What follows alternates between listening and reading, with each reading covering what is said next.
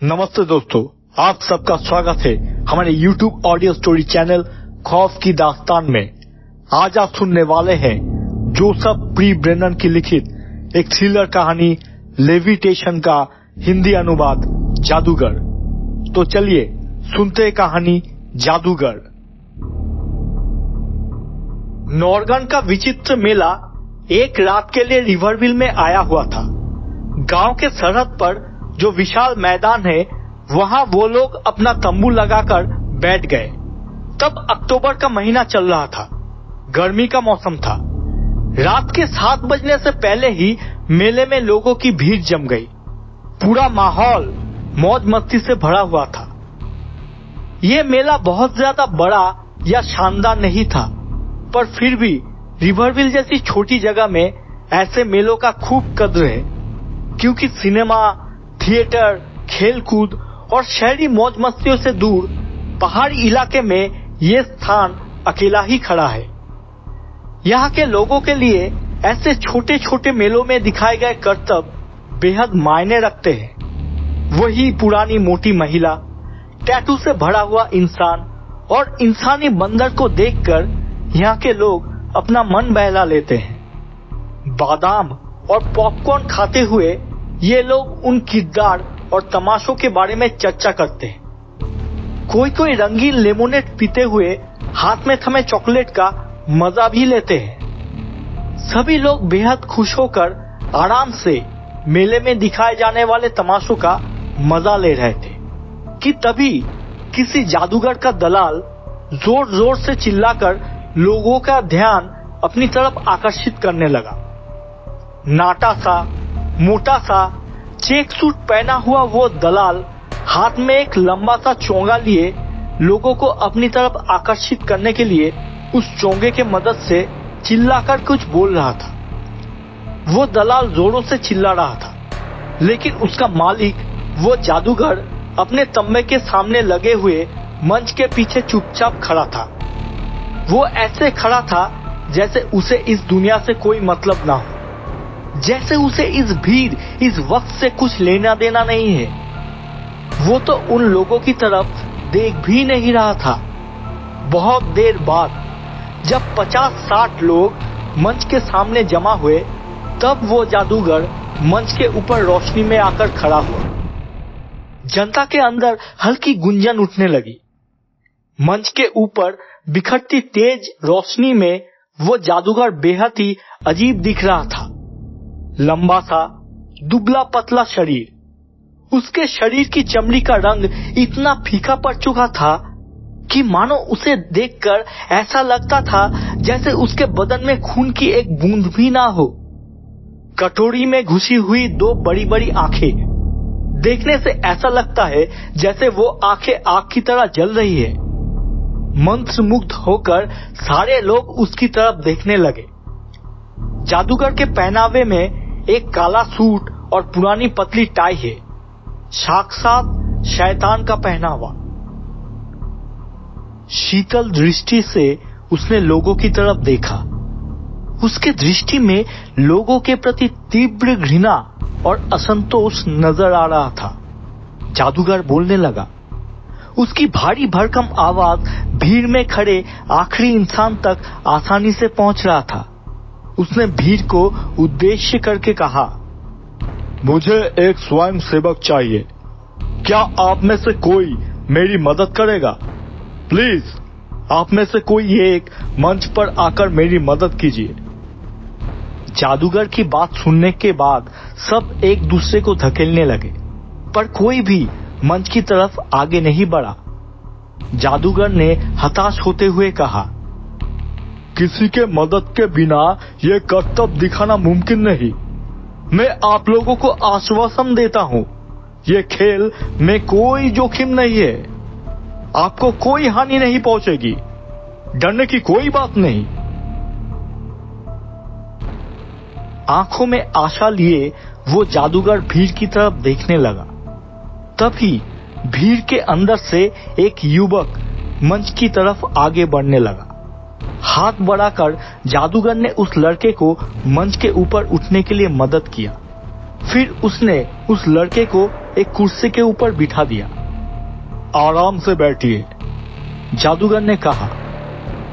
मैं अब आपको सम्मोहित करने वाला हूं। उसके बाद मैं आपको जो भी करने को कहूंगा आप वही करेंगे। वो लड़का कुर्सी के ऊपर बैठकर इधर उधर देखने लगा। मंच के सामने जमी हुई भीड़ की तरफ देखकर वो हंसने लगा। उसके बाद जादूगर उस लड़के के सामने आकर उसके नजरों के साथ अपनी नजरें मिलाने लगा। जादूगर की आंखों की दृष्टि स्थिर है। अगले ही पल वो लड़का पूरी तरह से स्थिर हो गया, एकदम स्तब्ध, कोई हलचल नहीं। अचानक भीड़ के अंदर से किसी ने मंच के ऊपर एक पॉपकॉर्न का पैकेट फेंक कर मारा। वो पैकेट सीधा आकर उस लड़के के सिर पर लगा। पैकेट के लगने से वो लड़का जैसे हड़बड़ा उठा। वो लगभग कुर्सी से गिरने ही वाला था। उसके इस हरकत से मंच के सामने जमी जनता में हंसी की एक लहर दौड़ गई। सब हा हा करके हंसने लगे। जादूगर गुस्से से आग बबूला हो गया। गुस्से के मारे उसके हाथ पैर कांपने लगे। अंगार भरी आंखों से वो मंच के सामने जमी भीड़ की तरफ देखने लगा। किसने फेंका है इस पैकेट को? उसने गुस्सेल आवाज में पूछा, पर किसी ने भी कोई जवाब नहीं दिया। जादूगर तब भी उनको क्रोध भरी निगाहों से देख रहा था। बहुत देर बाद उसके हाथ पैर कांपना बंद हुआ, पर उसकी आंख तभी भी जलती हुई कोयले की तरह धधक रही थी। उसने कुर्सी के ऊपर बैठा हुआ लड़के की तरफ देखा और सिर हिलाया। अगले ही पल ऐसा लगा जैसे वो लड़का नींद से जागा हो। जादूगर ने उस लड़के को धन्यवाद देकर उसे मंच से विदा किया। उसके बाद उसने फिर से मंच के सामने जमी भीड़ की तरफ देखा और कहा, खेल के बीच बाधा पड़ने से ये खेल फिर शुरुआत से शुरू करनी पड़ेगी और उसके लिए मुझे किसी नए स्वयं सेवक की जरूरत पड़ेगी। जिन्होंने पॉपकॉर्न का पैकेट फेंका था, आशा करता हूं उन्हें यहां इस मंच पर आने में कोई आपत्ति नहीं होगी। मंच के सामने खड़े काफी लोगों की नजर भीड़ की पिछली तरफ मुड़ी। भीड़ की पिछली तरफ खड़े उस व्यक्ति को जादूगर ने देख लिया। उस आदमी को देखते ही जादूगर की आंखें फिर से अंगार की तरह जल उठी। उसने उस व्यक्ति का मजाक उड़ाते हुए कहा, लगता है जिन्होंने मंच के ऊपर पैकेट फेंका था वो मंच के ऊपर आने से डर रहे हैं। वो सिर्फ एक कायर की तरह अंधेरे में छुपकर पॉपकॉर्न का पैकेट ही फेंक सकते हैं। जादूगर की आखिरी वाक्य से उस शख्स के अंदर एक बिजली दौड़ गई। वो जादूगर की चुनौती को स्वीकार करते हुए भीड़ के अंदर से मंच की तरफ आगे बढ़ने लगा। ये भी पिछले युवक की तरह ही कम उम्र का एक लड़का है। देखने से लगता है ये एक किसान है। वो दूसरा युवक जादूगर को नजरअंदाज करते हुए मंच के ऊपर आकर कुर्सी पर बैठ गया। हर कोई देख रहा था कि वो लड़का जादूगर की बातों को ज्यादा तवज्जो नहीं दे रहा है। पर कुछ देर बाद ही उस लड़के की दृष्टि स्थिर हो गई। उसके चेहरे से जिद की हर निशान मिट गई और एक आज्ञाकारी बालक की तरह उसकी दृष्टि जादूगर की दृष्टि की तरफ स्थिर हो गई। कुछ देर बाद ही वो जादूगर की आदेश से खड़ा हो गया और फिर मंच के ऊपर लेट गया। भीड़ में सन्नाटा छा गया था।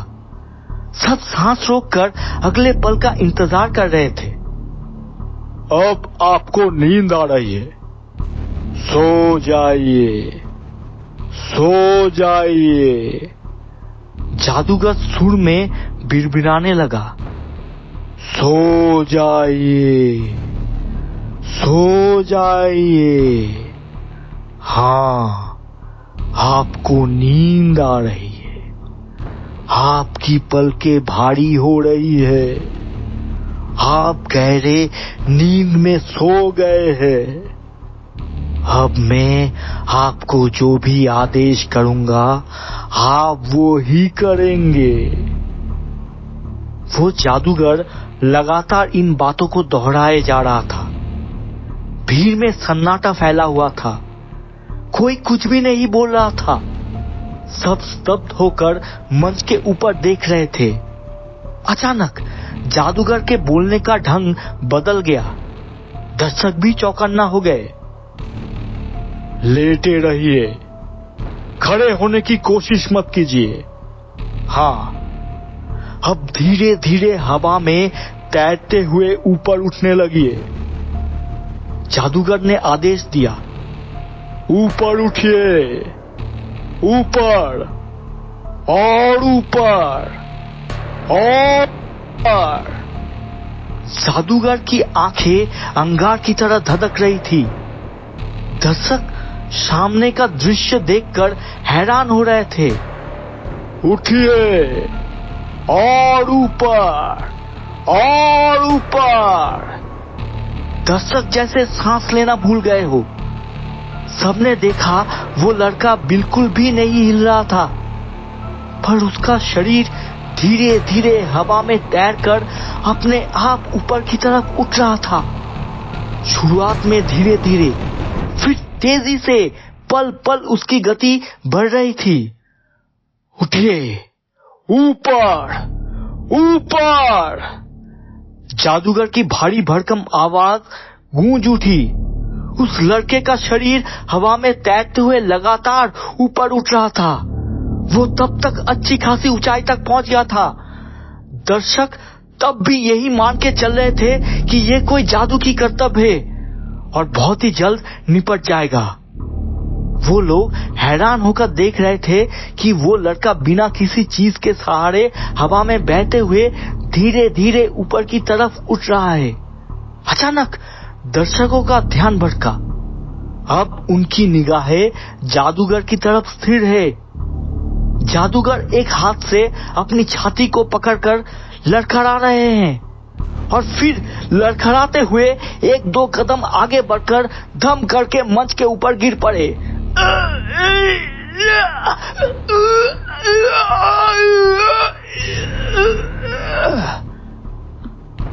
डॉक्टर डॉक्टर कहकर सब चीख पड़े। चेक सूट पहना हुआ उस जादूगर का दलाल तंबू में से बाहर निकल आया। मंच के ऊपर उठकर वो जादूगर की शरीर को परखने लगा। उसने जादूगर की नब्ज देखी, फिर हताश होकर धीरे धीरे सिर हिलाने लगा। किसी ने एक बोतल विस्की बढ़ा दिया उसकी तरफ, पर उसने इनकार कर दिया। सब खत्म। अचानक भीड़ में से एक औरत चीख उठी। वहां उपस्थित सारे लोगों की नजर उस औरत के ऊपर पड़ी। अगले ही पल वो सब उस औरत की दृष्टि को अनुसरण करते हुए आसमान की तरफ देखने लगे।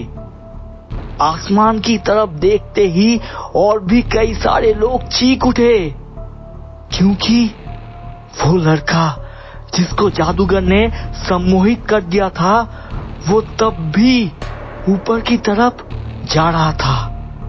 सबका ध्यान जब मरते हुए जादूगर की तरफ केंद्रित हो गया था, तब भी उस लड़के का शरीर हवा में तैरकर ऊपर की तरफ उठ रहा था। वो अब मंच से करीब 8 फीट ऊपर पहुंच चुका है और अभी भी ऊपर की तरफ उठ रहा है। जादूगर के मरने के बाद वो उसका आखिरी आदेश, ऊपर उठिए, का पालन कर रहा था। पागलों की तरह वो दलाल उस लड़के को पकड़ने के लिए ऊपर की तरफ छलांग मारने लगा, पर वो लड़का तब तक उसकी पहुंच से बाहर जा चुका था। वो लड़का अभी भी ऊपर की तरफ उठने लगा था, उठ रहा था, ऊपर की तरफ और ऊपर की तरफ। वो लड़का लगातार ऊपर की तरफ उठ रहा था। मंच के सामने उपस्थित सारे औरतें डर के मारे चीखने लगी। सारे मर्द इधर उधर दौड़कर कोई साधन ढूंढने की कोशिश कर रहे हैं जिससे उस लड़के को नीचे लाया जा सके, पर किसी को भी कुछ सूझ नहीं रहा था। आसमान की तरफ देखते हुए उस दलाल की आंखें वक्त के साथ साथ हैरानी से आतंक में परिवर्तित हो रही थी। उसकी आंखें एक बार मंच के ऊपर पड़ा हुआ जादूगर की तरफ गई। नीचे आ जाओ फ्रैंक, नीचे आ जाओ। नीचे खड़ी जनता चीख उठी, जाग जाओ फ्रैंक, जाग जाओ, नीचे आ जाओ। लेकिन फ्रैंक का सम्मोहित शरीर लगातार ऊपर की तरफ बढ़ते जा रहा था। ऊपर, ऊपर और ऊपर। हवा में उड़ते उड़ते उसका शरीर ऊंचाई में पेड़ों को भी पार कर गई और आखिरकार उसका शरीर पहुंच गया चांदनी में नहाई आसमान में। नीचे खड़ी जनता ने हाथों से अपना मुंह ढक लिया। कुछ औरतें रोने लगी, पर जो लोग तब भी फ्रैंक को देख रहे थे उन्होंने देखा फ्रैंक का शरीर धीरे धीरे छोटा हो रहा है। छोटा होते होते उसका शरीर एक बिंदु में परिवर्तित हो गया। ऐसा लग रहा था जैसे एक कोयले का टुकड़ा आसमान में बहते हुए चांद की तरफ बढ़ रहा है। कुछ पल बाद वो बिंदु, फ्रैंक का वो शरीर हमेशा के लिए अदृश्य हो गया।